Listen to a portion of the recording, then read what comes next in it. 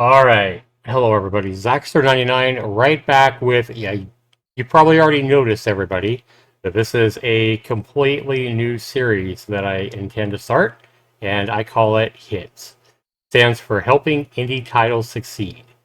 Now, for those of you wondering what the heck is this, well, this is kind of my way of looking for the positive in indie games that don't quite measure up, that maybe have a lot of problems or maybe quickly rushed, but that show some level of either creativity or a lot of effort, at least a little bit of effort or a lot of effort, but maybe the game isn't, you know, where we would expect it to be, especially for the price tag. So this series, guys, is going to take or replace rather a lot of my missed videos. Because what I really want to do is I want to start looking on the positive and start trying to bring out the positive of the games that I review and quit being quite so negative and always like, because I can imagine if one of my games that I worked really hard on and all of a sudden somebody made a video on it and it came up as like a miss video, maggot infested stinky shit, because they thought my game was absolute garbage and all they did was rip it to shreds in a video. And if it was my first game, it would probably really dishearten me. Now, let's be honest, a lot of my missed video reviews haven't exactly been, the most noble of indie developers or the hardest working of indie developers, because a lot of them are just people throwing together trash without any care, reason, or, any people that aren't even trying to make a good game, asset flippers and that kind of thing. So I do want to start looking a little bit deeper and working a little bit harder on these videos and really try to take a game that doesn't quite measure up and see if I can find the little things that an indie developer can do to make their game stand out a lot more. So I'd love to know what you guys think about my new series, Hits, which for the most part will replace my Miss series. Now, I will keep my Miss series. I'm not going to go and delete all my Miss videos that I've done in the past. Lord knows I have over 300 of those videos. But you won't expect, please don't expect to see a whole lot more Miss videos from me, especially in the numbers, sometimes as many as like 3 or 4 per week, like you've seen in the past. Because if I see like an asset flip or an obvious asset flip or an obvious just trashy game on Steam, I'm not even going to waste my time with it. And not only that, but trashing some of these really bad and lazy asset flips and that kind of thing, all it really does is give promotion to a lazy asset flipper or whatever that really doesn't deserve my time, doesn't deserve your time watching such a video, and really all it does a lot of times is cause needless drama. We've seen over the years that we've seen a lot of these types of quote developers have a backlash at me and either attacked my own games on Steam with negative reviews, or they've even like I've had over 40 death threats over the years. We've seen numerous copyright strikes against these kind of videos, and really like looking back at like that indie game from the Turkish developer Bolu, that was a bunch of just needless drama that really wouldn't happen if I focused on games that showed a little more effort and creativity, and not some of the worst games you could possibly find on Steam for a series like Miss. So this is my new thumbnail, guys, for the hits. This is hits number one, and we're going to go ahead and jump right into the first indie game that I want to go ahead and take a look at. And it's a game I looked at a couple of days ago, and I really think that this indie game could jump out and be a lot better with some really small changes that I think would go a long way to making it a better game. So let's go ahead and take a look at it, guys. We're looking at Scavenia Survivors, and this is yet again another one of these vampire survivor-like games. And it comes in at a $3 price tag. It does have a 30% discount its first week. Came out a couple of days ago, back on December the 11th. And it's brought to us by developer and publisher Kugan, and it looks like his or her first title on Steam. So we've played a lot of these kind of games over the past few months, guys. There is a flood of Vampire Survivor-like games that have been launched on Steam ever since Vampire Survivors launched last December, a year ago. So for this title, we're going to go ahead and bring in my good mate Addie, and Addie is going to take a look at this game as well because she played it a little bit as well, and she might have her own input. Hi, Addie. Hello. How are you doing today? Doing good. Okay, Addie, we are getting ready, you and I, to be doing a video where we compare a lot of these Vampire Survivors together and maybe try to rank them or try to get the top three that we have found on Steam. And you've played a little bit of Vampire Survivors itself, and you've Yeah. also played many of the other games that I've acquired over the previous months, over the past several months. Which one are you liking the best as of right now? As of right now, Mm-hmm.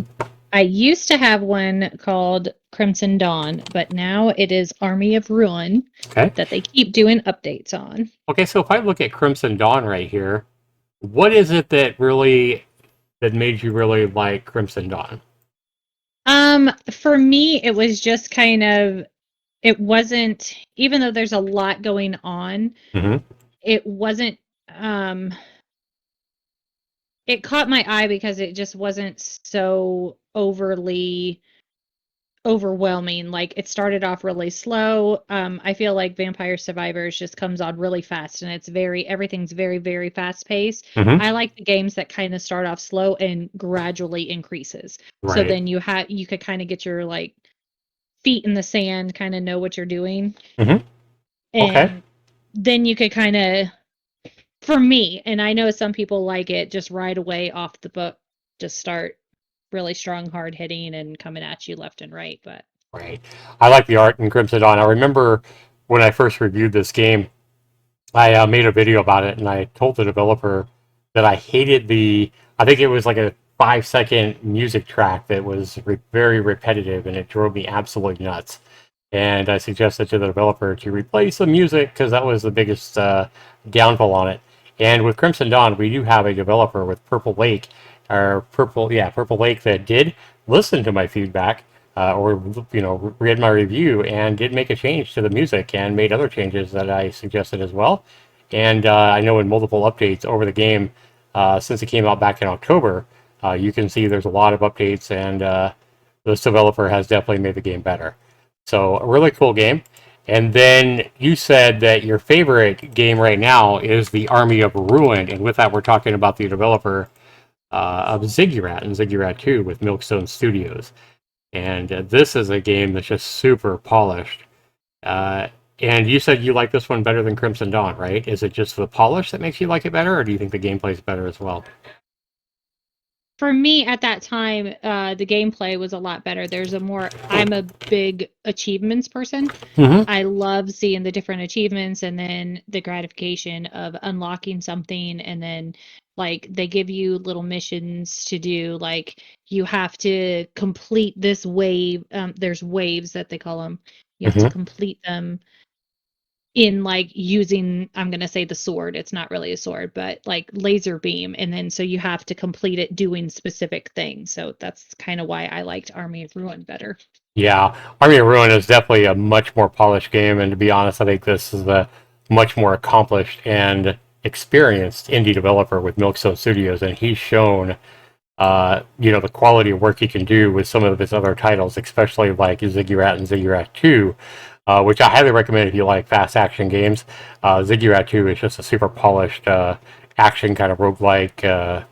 It's almost like an FPS, but it is a single player game. But it's so well done. And so when you have games like this behind you on your resume, putting together a really polished Vampire Survivors like game is pretty easy. But I'm really surprised at the price tag that Army of Ruin comes in at, only $3.99.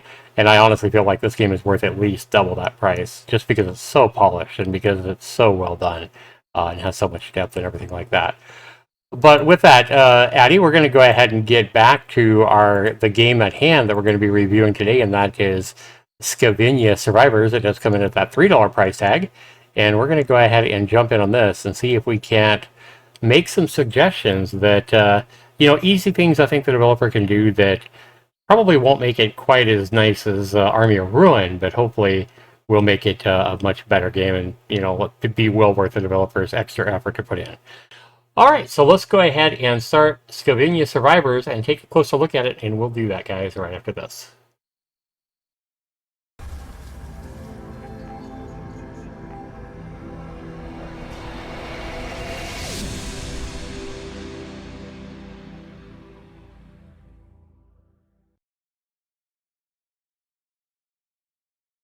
All right, welcome back, everybody, to Scavenia Survivors, and hopefully you guys can see it and hear it.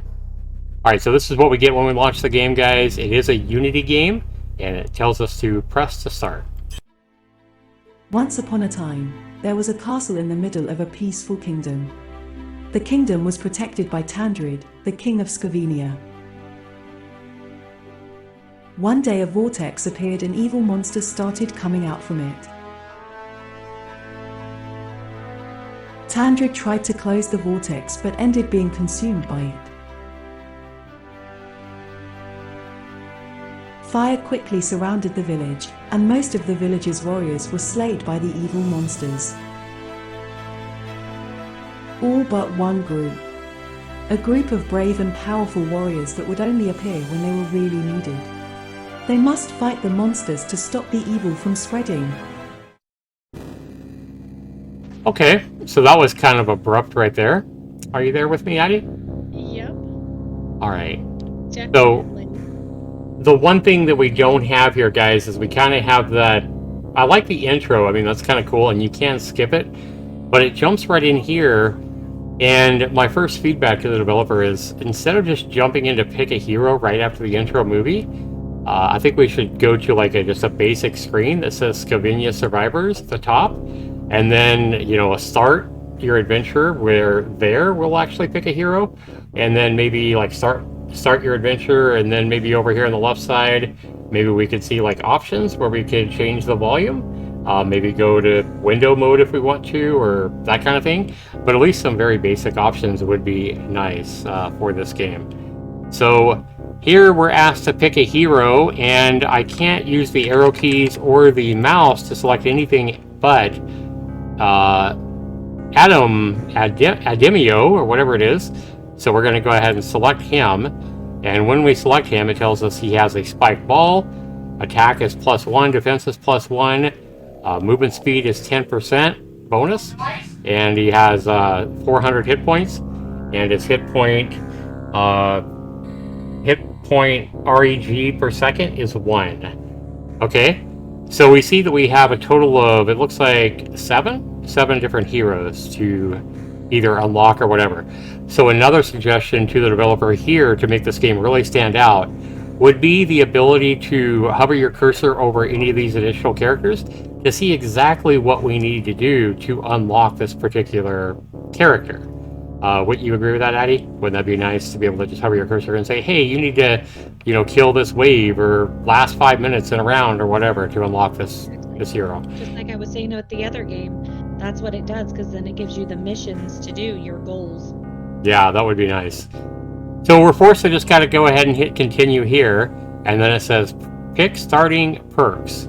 0 of 2 perks selected. So we can't hover our cursor over and see what the perks do. We have to actually click it, and then it says movement speed, Firewalker leaves a fire behind each step, which does 1 damage per level to each monster that steps on it.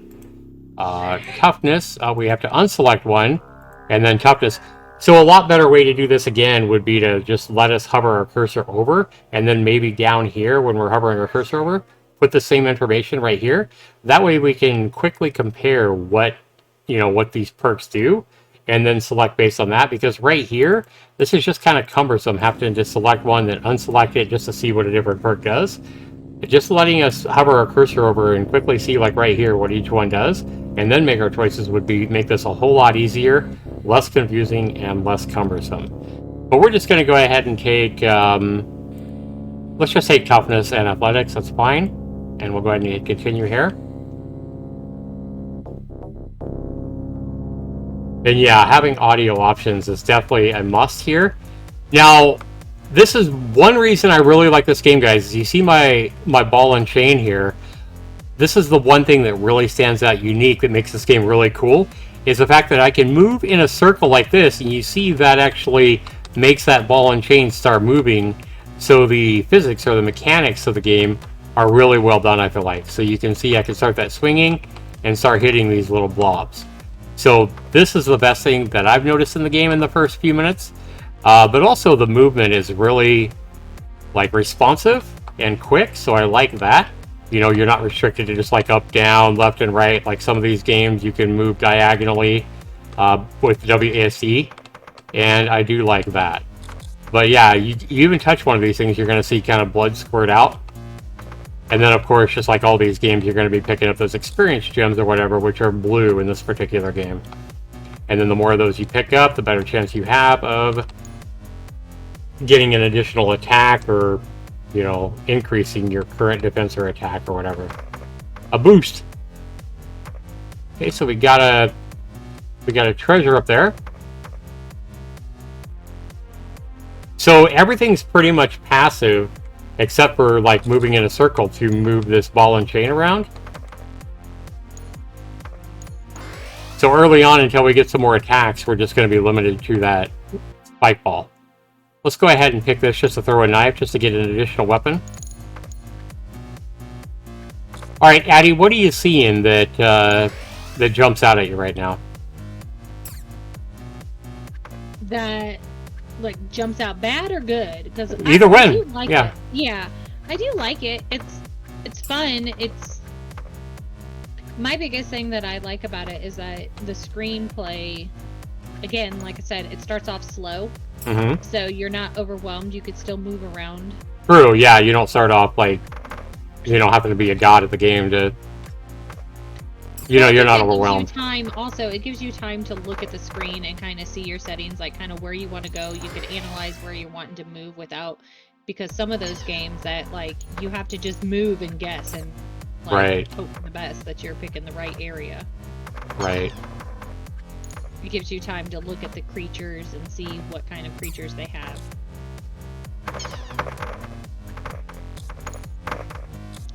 I don't have a lot of room to...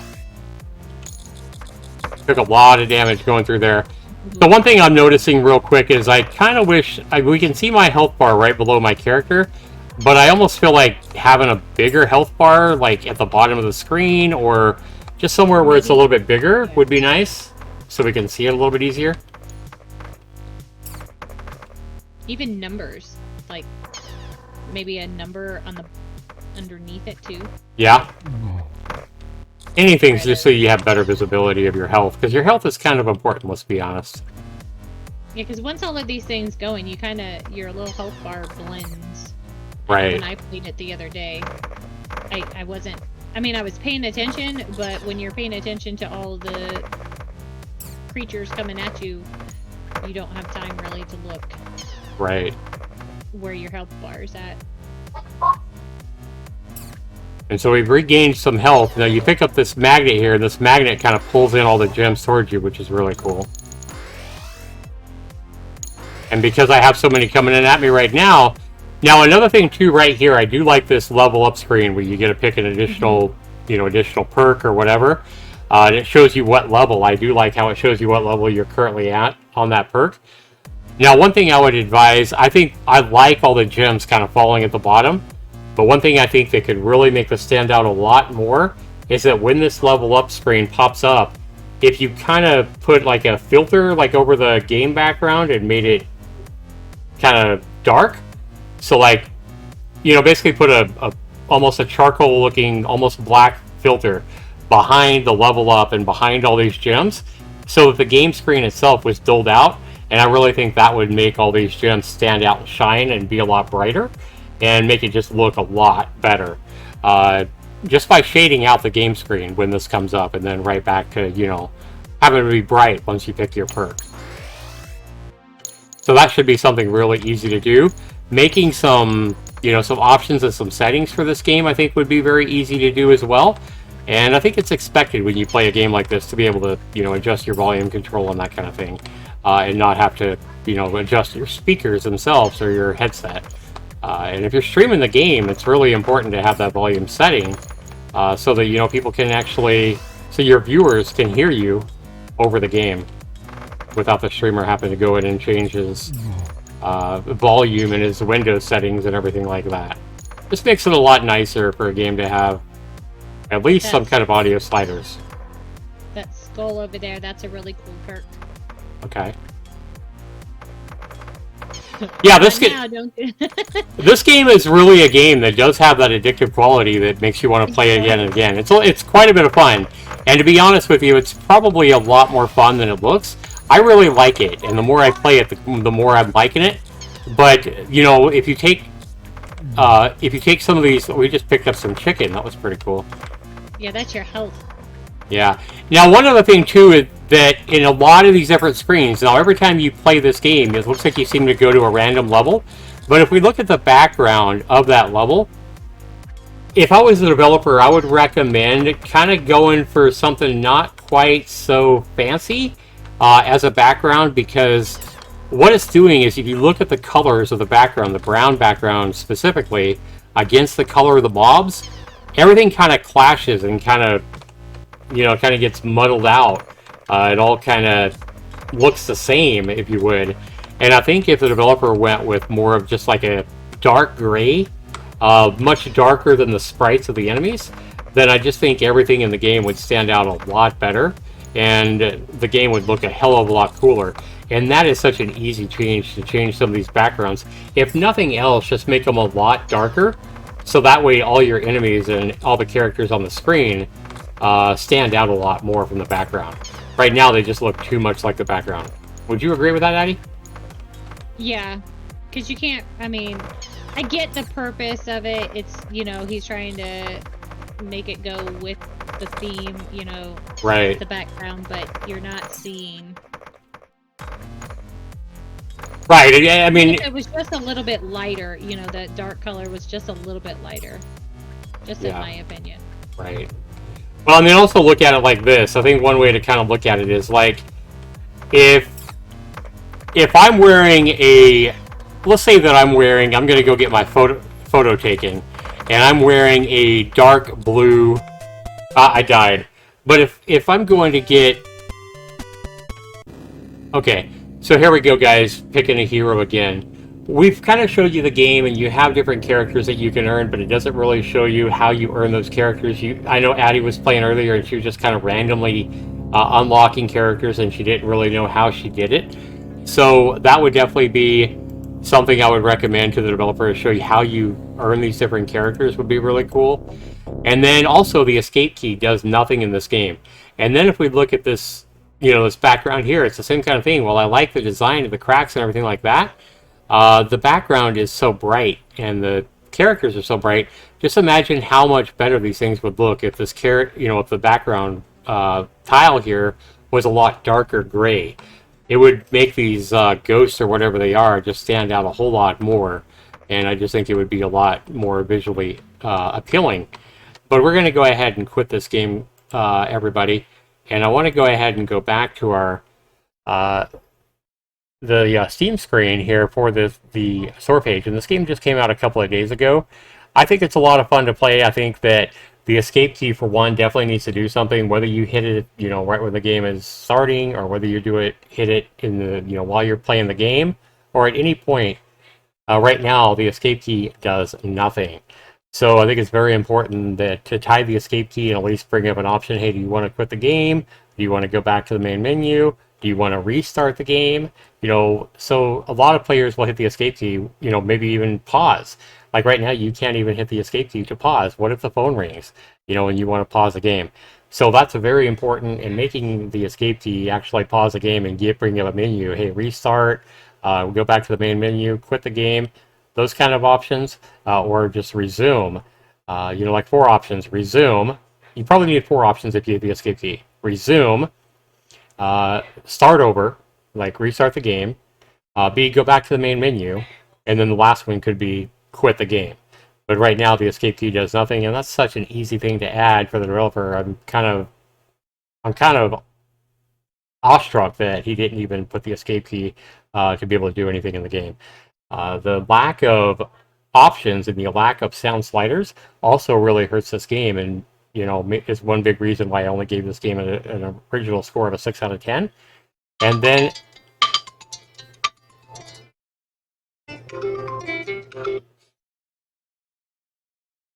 all right, and then the next thing that I would highly recommend to the developer, like I was kind of talking about, the backgrounds. A lot of times, especially with that first one we was looking at, where the orange background was kind of clashing with the orange mobs on the screen, and kind of made it a big muddied mess, and it was kind of hard to see the mobs from the background. So definitely making sure your background doesn't look quite so fancy. I think I know the developers trying to make the background look really nice, but I think you would be a lot better off to make the background just more kind of neutral and a lot darker shade, so that all the enemies and all the characters on the screen kind of stand out more.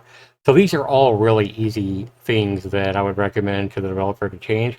And then, of course, being able to hover over these different options, the perks and the characters, to see more information about them, would make the game a lot more pleasant experience for anybody playing it. So was there anything else that you think that we should add to this, Addie? No, I think you've touched everything pretty well. I did say that's just a personal preference for me, is when on the menu, when you do the treasure chest, Mm-hmm. Oh, to yeah. click, like to Yeah. be able to left click Yes. versus just using the mouse, or I mean the Arrow keys. WASD. Right. Yeah. So she's exactly right. So when you actually get those perks that come up, if we can find a screen of it here, you can see there's a lot of action, a lot of cool effects in this game. And I do think this game is a well done game. But when we look here, guys, right here. So this option here, whenever you level up by picking up enough of the gems, you have to use your arrow keys to select which one you want. To the developer, definitely make this a bit, show your mouse cursor on the screen at this point and let the player just highlight which one they want, and left click to select that option would make things, again, a lot more user friendly and make the game a lot more enjoyable for your player. And all these things that I'm mentioning are just super simple things to do that could make your game, turn your game from, like, my score of a 6 out of 10, could probably bring it up to an 8.5, maybe even a 9 out of 10 score.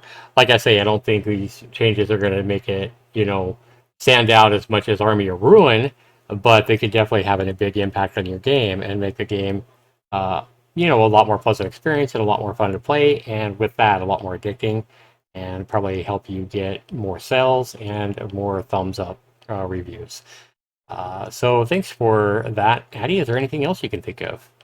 Nope. I think that's pretty well. Yep. Also, again, sometimes, especially if you have this much chaos on the screen, I know I did mention it while we were playing, but being able to see your little bitty health bar down below all this chaos might be kind of difficult. That's why I would suggest, some either a big health bar maybe at the bottom of the screen, or maybe you could put it on the side, like the player's health, just a red bar on the side would be really cool. Whatever, just something a lot more visible than just a teeny little health bar, especially when you got all this chaos going on. Just having a big old health bar right down here on the side, or maybe the old Diablo style where you kind of see like a flask or whatever of your health and it drains down or whatever, would be good. Anything where you can see your health a lot better and it's a lot more visible than just some little bar down at the below your character.